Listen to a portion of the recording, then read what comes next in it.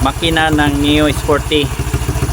Yung stock CDI nya, kinonvert po natin ng 4-pin CDI. Yan, 4-pin CDI po ating gamit. At yan, umandar siya.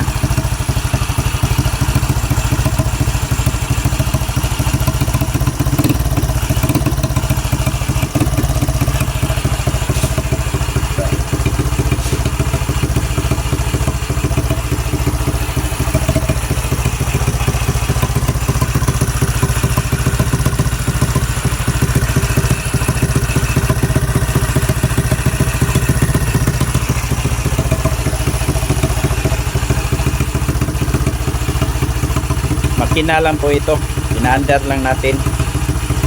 Tapos 4-pin CDI yung ating gamit, battery operated. Ito po ang kanyang battery, LiPo battery.